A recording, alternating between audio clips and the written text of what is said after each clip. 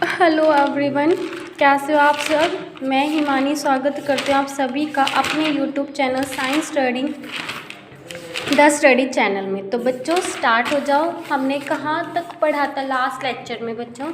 हमने ये समझे थे ना कि मेटल्स और नॉन मेटल्स आपस में कैसे रिएक्ट करते हैं और वो आयनिक कंपाउंड की फॉर्मेशन करते हैं। ये पढ़ लिया था बच्चों।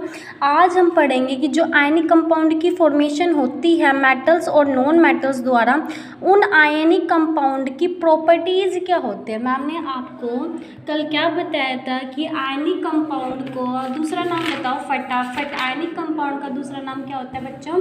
Electrovalent compound. बताया था मैम ने क्या होता है? इलेक्ट्रोवैलेंट कंपाउंड होता है। ठीक है बच्चों, तो आज हम ये समझेंगे बच्चों कि उस आयनिक कंपाउंड की, उन इलेक्ट्रोवैलेंट कंपाउंड की प्रॉपर्टीज़ में क्या क्या पढ़ा जाएगा, क्या क्या आता है। ठीक है बच्चों, देखो प्रॉपर्टीज़ यानी कि हम फिजिकल प्रॉपर्टीज़ देखेंगे। क्या देखेंगे?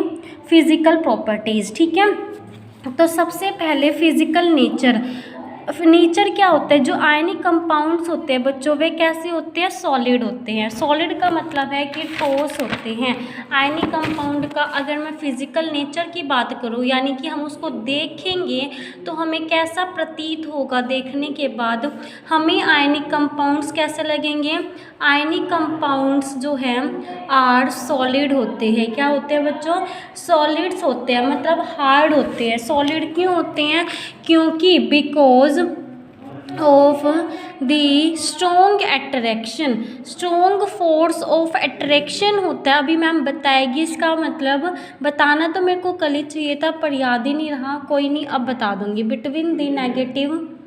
Between the positive and negative ions. बच्चों वीडियो को शेयर किया करो ज़्यादा से ज़्यादा। आपको पता है मैम गर्मी में बैठ के वीडियोस बनाती हैं, क्योंकि अगर फ़ैन चलेगा तो उससे आपको वीडियो में प्रॉब्लम होगी। और फिर भी आप मैम आपके लिए इतना कुछ करते हैं। मैम के पास पता है बच्चों टाइम नहीं है बिल्कुल भी इस टाइम, लेकिन फिर भी मैम आपके लिए टाइम निकालती है ताकि आपकी क्लास मिस ना हो। ठीक है बच्चों, तो आपका भी इतना फ़र्ज़ तो बनता ही है ना कि आप मैम को आगे से आगे लेके जाए। तो इसलिए बच्चों प्लीज़ शेयर किया करो, और इसमें आपकी भी तो भलाई है बच्चों। कुछ बच्चे ऐसे हैं जो बिल्कुल भी नहीं पढ़ पा रहे इस टाइम, क्योंकि कुछ तो बच्चे ऐसे हैं ना तो उनके पास एंड्रॉयड फ़ोन होगा और ना, मतलब होते हैं भाई ऐसे, तो फीस भी नहीं भर पा रहे होंगे। चलो एंड्रॉयड फ़ोन तो है ही सबके पास, लेकिन आप उनकी हेल्प तो कर सकते हो ना बच्चों। तो इसलिए वीडियो को ज़्यादा से ज़्यादा शेयर किया करो ताकि वैसे बच्चों के पास भी हमारी वीडियोज़ जा सके। ठीक है बच्चों, तो देखो बेटा, जो आयनिक कंपाउंड है जैसे कि ये बनाता है MgCl, आयनिक कंपाउंड है। ये एक दूसरे के पास कैसे अट्रैक्ट है, कैसे एक दूसरे के पास प्रेजेंट है? भाई दूर दूर भी तो हो सकते थे। क्यों? क्योंकि इनके बीच में ना स्ट्रॉन्ग फोर्स ऑफ अट्रैक्शन है। जो एक ऐसा फोर्स है इन दोनों के बीच में जो इन दोनों को अट्रैक्ट कर रहा है। और वो फोर्स कैसा है बच्चों? तो स्ट्रॉन्ग फोर्स है। कैसा है? स्ट्रॉन्ग। अच्छा, अब अट्रैक्ट क्यों कर रहा है? आपने पढ़ा होगा, या फिर आप इलेक्ट्रिसिटी में देखो, एक पॉजिटिव टर्मिनल होता है, एक नेगेटिव, दोनों होते हैं तभी तो इलेक्ट्रिसिटी जनरेट होती है ना। तो जो अनलाइक चार्ज होते हैं, अनलाइक चार्ज का मतलब है जो अलग अलग चार्ज होते हैं, charges are attract to each other, वो एक दूसरे को अट्रैक्ट करते हैं अपनी तरफ।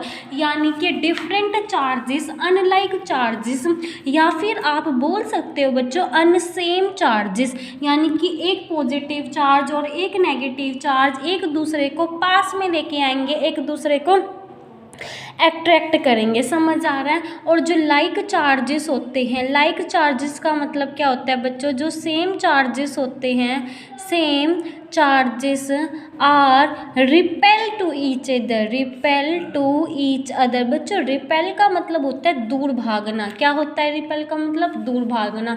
अट्रैक्ट का मतलब क्या होता है? समीप आना, पास में आना। ठीक है बच्चों, तो वही बात है कि जब कल Na पॉजिटिव और Cl नेगेटिव बना तो ये दोनों एक दूसरे के साथ क्यों इतने क्लोज हैं, क्योंकि इन दोनों के बीच में कौन सी अट्रैक्शन है, लेकिन कौन सी है, स्ट्रॉन्ग फोर्स ऑफ अट्रैक्शन है। कौन सी है बच्चों, स्ट्रॉन्ग फोर्स ऑफ अट्रैक्शन है। किसके बीच में, बिटवीन होता है बीच में, किसके बीच में, पॉजिटिव आयन के बीच में और नेगेटिव आयन के बीच में। इसी वजह से आयनिक कंपाउंड्स क्या होते हैं बच्चों, सॉलिड होते हैं। समझ आया।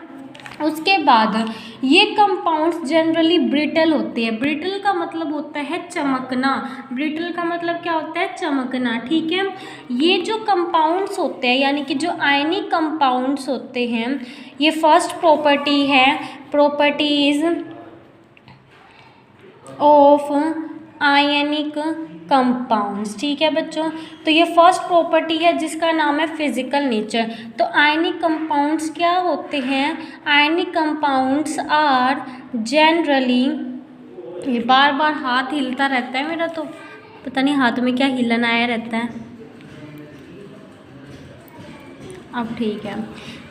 जो आयनिक कंपाउंड्स है वो जनरली क्या होते हैं बच्चों, ब्रिटल होते हैं, और हम इनको ईजिली ना पीसीज में कट भी कर सकते हैं। एंड ब्रेक माने होता है तोड़ना, ब्रेक इनटू पीसेज में इनको तोड़ भी सकते हैं जब इनके ऊपर प्रेशर अप्लाई किया जाएगा।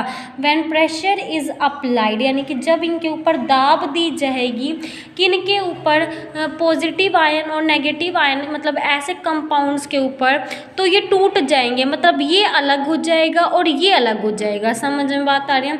अगर ऐसे लिखा जाए तो ये अलग अलग लिखा जाएगा, Na positive plus Cl negative, plus आ गया ना, तो इसका मतलब है ये कंपाउंड जो था इनमें से दोनों एलिमेंट ब्रेक डाउन हो गए, अलग अलग हो गए, ठीक है। कब अलग होंगे, जब इनके ऊपर प्रेशर दिया जाएगा। Is that clear. दूसरा पॉइंट है melting and boiling point, melting and boiling point. तो अब ध्यान दो बच्चों, पहले तो आप ये समझो मेल्टिंग और बॉइलिंग पॉइंट होता क्या है। अब ध्यान से सुनो, एक ऐसा पॉइंट जिस बिंदु पर, यानी कि एक ऐसा बिंदु या ऐसा पॉइंट जिस पॉइंट पर कोई भी चीज़ मेल्ट हो जाए, कोई भी चीज़ पूरी तरह से मेल्ट हो जाए, मीन्स पिघल जाए, तो वो पॉइंट उस चीज़ का क्या कहलाता है बच्चों, मेल्टिंग पॉइंट कहलाता है। Clear.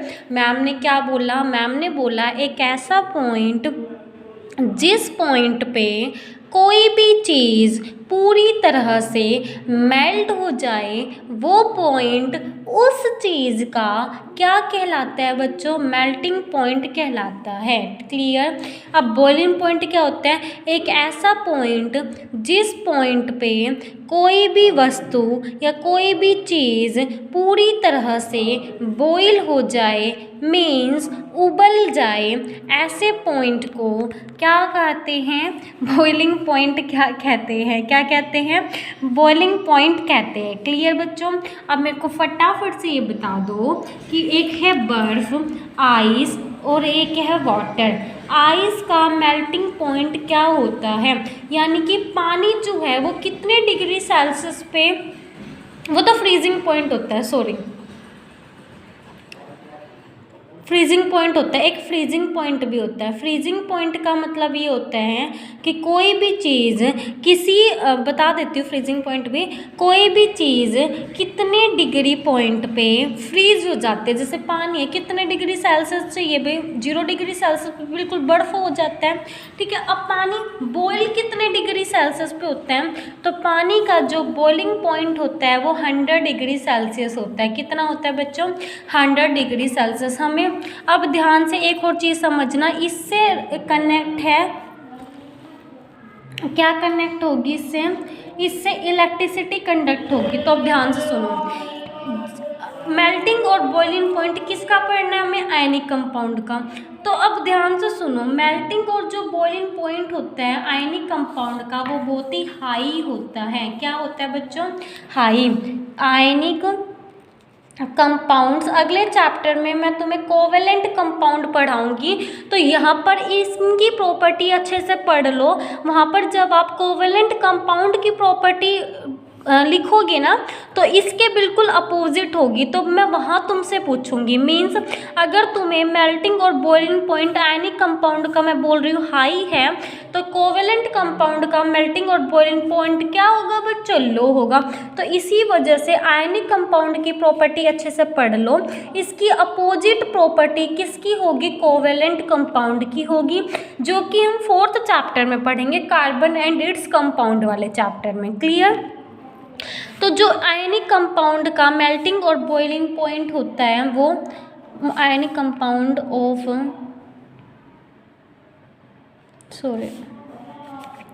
Melting and boiling points of ionic compound.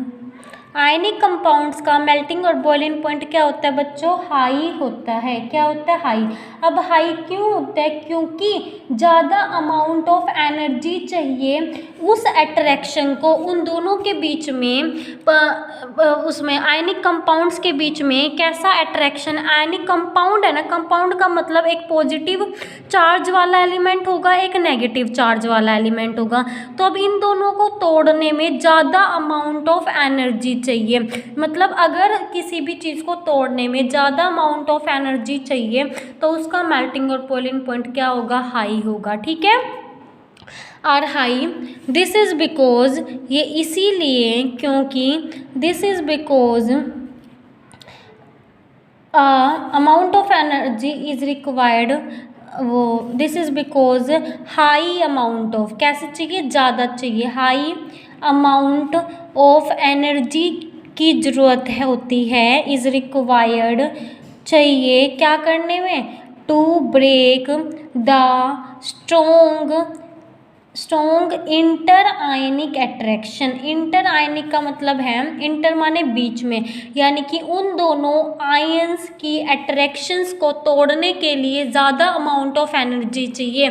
अब ज़्यादा अमाउंट ऑफ एनर्जी चाहिए तो यानी कि अब मान लो अब आयनिक कंपाउंड है, उस कंपाउंड को मेल्ट करने में भी ज़्यादा अमाउंट ऑफ एनर्जी चाहिएगी, और उस कंपाउंड को उबालने में भी, बॉइलिंग करने में भी ज़्यादा अमाउंट ऑफ एनर्जी चाहिएगी, क्योंकि वो बहुत ही स्ट्रॉन्ग, क्योंकि आपने पढ़ा वो कैसे होता है, सॉलिड होता है। तो इसी वजह से जो मेल्टिंग और बॉइलिंग पॉइंट होगा आयनिक कंपाउंड का, वो क्या होगा बच्चों, हाई होगा। सोचो अगर आयनिक कंपाउंड सॉलिड होते हैं, हार्ड होते हैं, तो उनको मेल्ट भी बहुत देर में होंगे वे, और बॉईल भी क्या होंगे, वो बहुत देर में होंगे। तो मेल्टिंग और बॉइलिंग पॉइंट आयनिक कंपाउंड का क्या होगा बच्चों, हाई होगा। समझ आ रहा है। उसके बाद सोल्यूबिलिटी, थर्ड पॉइंट क्या है, सोल्यूबिलिटी। अच्छा, सोल्यूबिलिटी का मतलब होता है कि वैसे हम जनरली वाटर का देखते हैं हर चीज़ में, कि हम ये पता लगाना है कि जो आयनिक कंपाउंड है क्या वो वाटर में घुलनशील है। घुलनशील का मतलब ये होता है क्या वो वाटर में अच्छी तरह से डिज़ोल्व हो जाएंगे, तो यस बिल्कुल हो जाएंगे। क्यों, क्योंकि आयनिक कंपाउंड में आयंस प्रेजेंट होते हैं। अब आयंस जब प्रेजेंट होते हैं, सोचो बच्चों ये है वाटर मतलब H2O। अगर मैं ऐसा कंपाउंड डाल रही हूँ वो तो इसमें अच्छे से डिजोल्व हो जाएगा अगर वो आयनिक कंपाउंड है। क्यों, क्योंकि आयंस प्रेजेंट हो गए। समझ में बात आ रही है। तो ये वाटर में क्या होते हैं, सोल्यूबल होते हैं। समझ आ रहा है, क्योंकि आयंस प्रेजेंट है इसी वजह से। अब आयनिक कंपाउंड में तो आयंस ही तो होते हैं, ये रहा पॉजिटिव आयन, ये रहा नेगेटिव आयन। पॉजिटिव आयन को क्या बोलते हैं, कैटायन बोलते हैं। नेगेटिव आयन को क्या बोलते हैं, एनायन बोलते हैं। तो जो आयनिक कंपाउंड्स होते हैं, ionic compounds are soluble in water, यानी कि वो घुल जाते हैं पानी में, सोल्यूबल इन वाटर, लेकिन सॉल्वेंट में नहीं घुलते। बट नॉट सोल्यूबल लिख लो, चाहे इनसोल्यूबल लिख लो, ठीक है। Not soluble in solvent. अब सोलवेंट मतलब सोलवेंट क्या, जैसे कि सच एज कैरोसिन ऑयल हो गया। केरोसिन ऑयल हो गया, पेट्रोल हो गया। तो जैसे केरोसिन ऑयल हो गया, पेट्रोल हो गया, इनमें तो आयनिक कंपाउंड सोल्यूबल नहीं होते, नहीं घुलते, लेकिन पानी के अंदर आयनिक कंपाउंड क्या होते हैं बच्चों, सोल्यूबल होते हैं। अच्छा बस मैं तुमसे एक बात पूछूंगी, अब तक मैंने इतना सारा तुम्हें बता दिया आयंस के बारे में, अब मुझे ये बता दो कि ये जो इलेक्ट्रिसिटी कैसी कंडक्ट करेंगे, मीन्स कहने का मतलब है ये गुड कंडक्टर होंगे या पुअर कंडक्टर होंगे। जो आयनिक कंपाउंड्स है वो गुड कंडक्टर होंगे या फिर पुअर कंडक्टर होंगे। सबसे पहले तो मुझे कंडक्टर का मतलब बताओ तुम। चलो सबसे पहले क्वेश्चन है तुम्हारा कंडक्टर का मतलब बताओ फटाफट मुझे। एक कंडक्टर होता है, एक इंसुलेटर होता है जिसको हम नॉन कंडक्टर भी बोलते हैं, है ना, और एक होता है सेमी कंडक्टर। फटाफट से मुझे इन तीनों चीज़ का मतलब बता दो। सेमी कंडक्टर बताओगे बेटा देखो कंडक्टर वो होता है, अगर कोई भी तार है, ये हमारी तार है कॉपर की, है। अच्छा ये और बताओ, ये ओपन की है या क्लोज की है, जल्दी से बताओ। ये क्लोज की है, अगर ये बिंदु लगी हुई है ना तो इसका मतलब है ये क्लोज की है, ठीक है। ये पॉजिटिव टर्मिनल, नेगेटिव,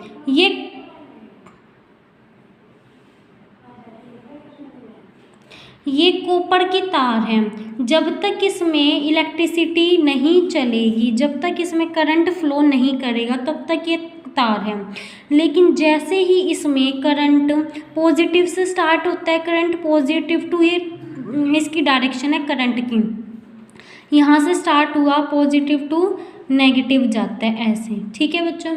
अब ध्यान से सुनो, जब इस वायर में करंट दौड़ रहा है, करंट फ्लो कर रहा है, तब हम इसको क्या बोलेंगे बच्चों, कंडक्टर बोलेंगे। क्या बोलेंगे, कंडक्टर। कंडक्टर का मतलब ये होता है कि जो इलेक्ट्रिसिटी को अलो करे, जो इलेक्ट्रिसिटी को आने दे, जो इलेक्ट्रिसिटी को क्या करे, अलो करे, उसको बोलते हैं कंडक्टर। और जो इलेक्ट्रिसिटी को अलो नहीं करता उसको बोलते हैं इंसुलेटर या फिर नॉन कंडक्टर। और सेमी कंडक्टर वो होता है जो कंडक्टर की तरह भी बिहेव करे और नॉन कंडक्टर की तरह भी बिहेव करे। समझ जाएगी इतनी बात।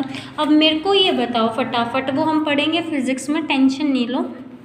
अब मेरे को ये बताओ कि जो आयनिक कंपाउंड है वे गुड कंडक्टर ऑफ इलेक्ट्रिसिटी है या पुअर कंडक्टर। बेटा गुड कंडक्टर, क्यों, क्योंकि इलेक्ट्रिसिटी को जनरेट करने के लिए दोनों चार्ज होने चाहिए, पॉजिटिव चार्ज भी और नेगेटिव चार्ज भी। और जैसा कि मैम ने आपको बताया कि आयनिक कंपाउंड में आयंस होते हैं, मीन्स कैटायन होता है और एनायन होता है। कैटायन मतलब पॉजिटिव चार्ज और एनायन मतलब नेगेटिव चार्ज। अब दोनों चार्ज प्रेजेंट होते हैं तो आयनिक कंपाउंड क्या होंगे, गुड कंडक्टर होंगे ना इलेक्ट्रिसिटी के। तो बस यही बात आपको लिखनी है कि जो आयनिक कंपाउंड्स होते हैं, आयनिक कंपाउंड्स आर गुड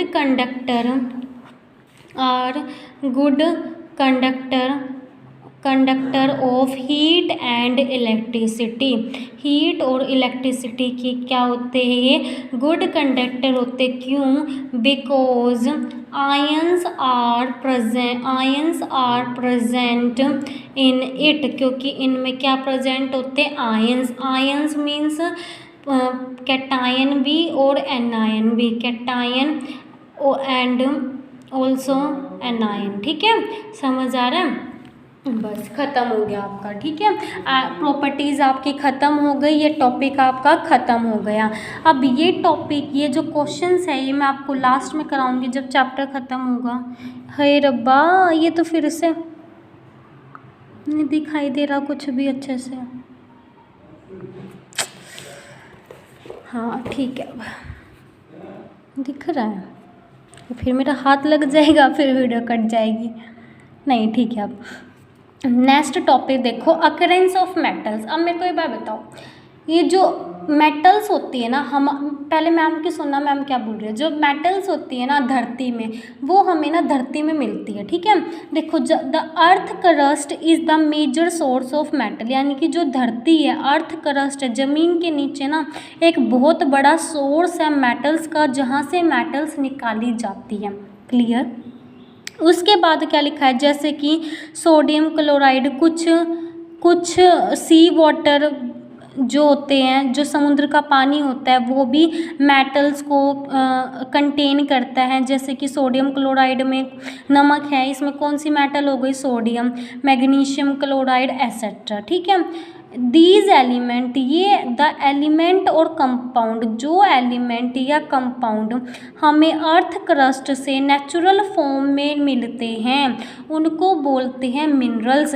यहाँ पर ना आप कई सारे वर्ड सुनोगे, एक तो मिनरल का नाम सुनोगे, मिनरल का, एक और का नाम सुनोगे, एक गैंग का नाम सुनोगे, GANGUE, गैंग। ये 3 नाम तो आप सुनोगे। देखो बच्चों, सबसे पहले जब आपका ये टॉपिक है ना कि अकरेंस ऑफ मेटल्स, यानी कि मेटल्स आपको कहाँ से अकर होती है, कहाँ से मिलती है, आपको ये बताना है, ठीक है। तो पहली पॉइंट लिखना है कि जो मेटल्स होती है are present in earth crust. कहाँ प्रेजेंट होती है बच्चों, अर्थ के क्रस्ट में प्रेजेंट होती है। अर्थ की 3-4 लेयर होती है ना, क्रस्ट मेरे को तो ध्यान भी नहीं है, अर्थ की 2-3 लेयर होती है, 2-3, हाँ, तो उसमें है ये, ठीक है, समझ आ रहा है। जो मेटल्स है वो प्रेजेंट होती है अर्थ क्रस्ट में, और कुछ जो समुद्र का पानी होता है, सी वाटर जो होते हैं ना, सी वाटर, वो भी कंटेन करते हैं। सी वाटर ऑल्सो कंटेन, सी वाटर भी कंटेन करते हैं सम मेटल्स को, लेकिन किसकी फॉर्म में, in the form of soluble salt की फॉर्म में, सोल्यूबल साल्ट की फॉर्म में, सच एज, जैसे कि सोडियम क्लोराइड हो गया। अब सोडियम क्लोराइड है तो नमक, लेकिन इसमें सोडियम क्या है, मेटल है।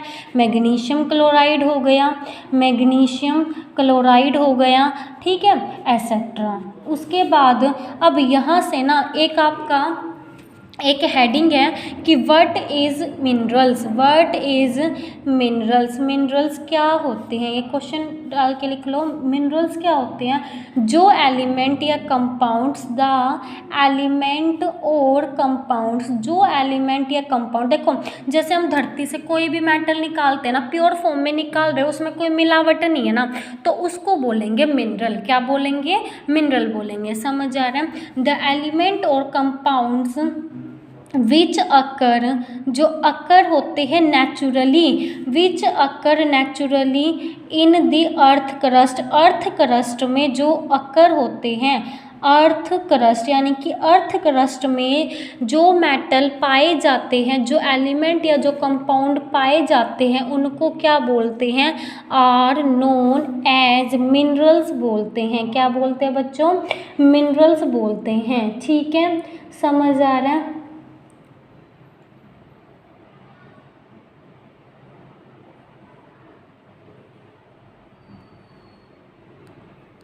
ठीक है।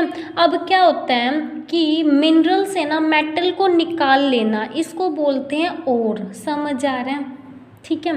देखो ध्यान से सुनो कि जो अर्थ क्रस्ट में हमें मिलते हैं ना प्योर फॉर्म में, मतलब जो नेचुरली अक्कर, जिनका जन्म ही कहाँ होता है, कहाँ होता है, अर्थ में होता है, उनको बोलते हैं मिनरल्स। अब क्या किया जाता है बच्चों, उन मिनरल्स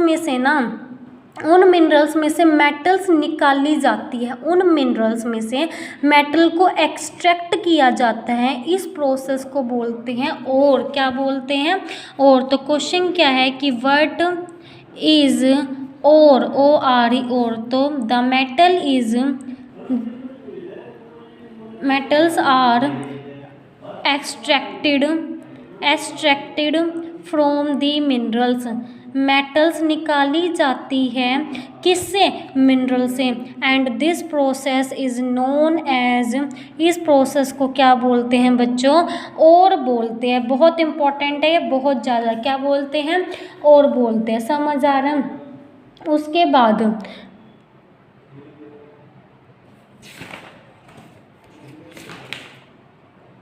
बस ख़त्म ही है। इतना समझ आया मिनरल्स क्या होती है और क्या होते हैं। मेटल ना यहाँ निकाली जाएगी। देखो मेटल अर्थ क्रस्ट में प्रेजेंट होती है, लेकिन वो मिनरल के अंदर प्रेजेंट होती है। फिर मिनरल को ना छाना जाता है, मतलब पता नहीं कुछ प्रोसेस होती है, वो मैं आपको यहाँ कराऊंगी। देखो जब ये कराऊंगी ना तब बताऊंगी, ठीक है। तो अब क्या होता है, जो एलिमेंट, मान लो हमें कार्बन मिला धरती के नीचे या कोई भी हमें चीज़ मिलती है, तो वो क्या एलिमेंट है। उसमें से जब मैं मेटल को निकालूंगी ना, मेटल को निकालूंगी, इस प्रोसेस को तो बोलेंगे और जो हमें प्योर फॉर्म में धरती के अंदर मिल रही है ना, वो होती है मिनरल। समझ आ रहे हैं? ठीक है, चलो फिर आज के लिए इतना बहुत है। कल ये टॉपिक करेंगे एक्सट्रैक्शन ऑफ मेटल्स की, मेटल्स को कैसे निकाला जाता है, मेटल्स को कैसे एक्सट्रैक्ट किया जाता है। ठीक है बच्चों, तो आई होप आप सब बच्चों को अच्छे से समझ आया होगा। बच्चों अगर अच्छे से समझ आए ना, और अगर वीडियो अच्छी लगे तो ही लाइक करना, वरना रहने देना, ठीक है। और वीडियो को ज़्यादा से ज़्यादा शेयर करना, बस मैं तो यही कहूँगी और कुछ नहीं कहूँगी। ठीक है बच्चों, प्लीज़ अपना प्यार दिखाओ बच्चों, क्योंकि मैम बहुत मेहनत कर रही है बच्चों, बहुत ज़्यादा टाइम निकाल के तुम्हारे लिए टाइम निकाल रही है बच्चों, सिर्फ तुम्हारे लिए। ठीक है बच्चों, तो अपना ध्यान रखना और अच्छे से पढ़ते रहें। ठीक है बच्चों, तो हम मिलते कल सेम जगह सेम मैम के साथ और इतने प्यारे प्यारे बच्चों के साथ। तब तक आप अपना ध्यान रखिए और खूब अच्छे से पढ़ते रहिए। ओके बच्चों, बाय, टेक केयर।